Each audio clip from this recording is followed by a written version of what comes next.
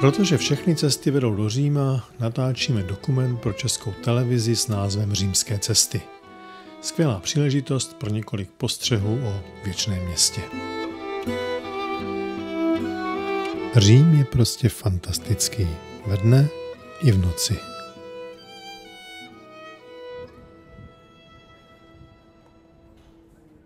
Na rozdíl od většiny ostatních měst, kam stačí jet jednou nebo dvakrát, mám pocit, že kdybych sem jezdil pořád, pokaždé budu odjíždět s tím, že toho zůstává tolik objevení, že to nikdy nestihnu prozkoumat. Ale patří k tomu i věci přízemní.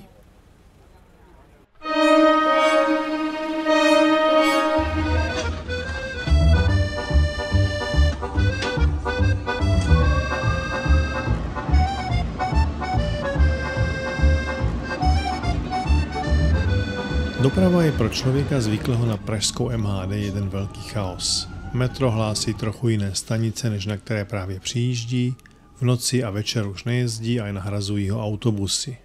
Ty také mají systém a když mi někdo poradí, tak umím s nimi i trefit do hotelu. Ale platí jedno pravidlo. Autobusy jezdí vždy až na ty, které právě já potřebuju.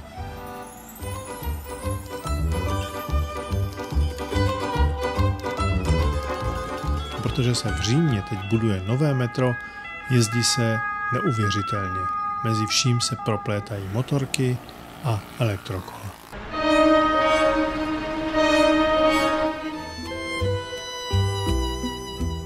Malé restaurace a bystra v odlehlejších uličkách jsou levnější a často kvalitnější než velké restaurace na turisticky exponovaných místech. To se obecně říká.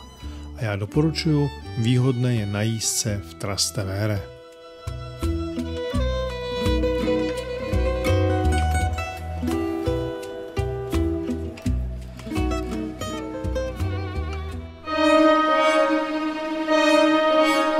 Espresso je stále za 1 euro, pokud ho vypijete ve stoji u pultu. Prý nejlepší je v kavárně u svatého Eustacha, kde ho mají nejvíce druhů. Ale výborné vám uvaří v každém malém krámku. V podstatě nezáleží na tom, kde si ho dáte. Všude si pochutnáte.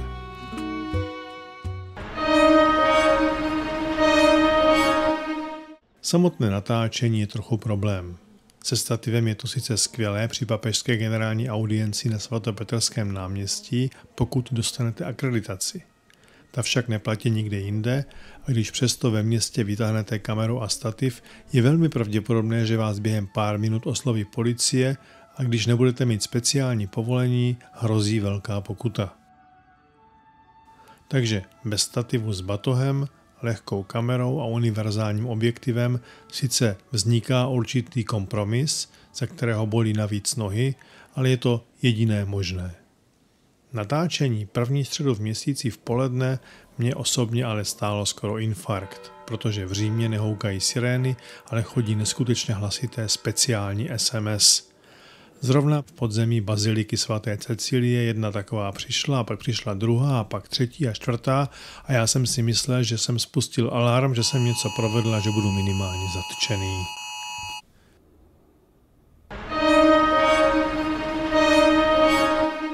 A konečně člověk tu narazí na svět, který ho tak nějak potěší.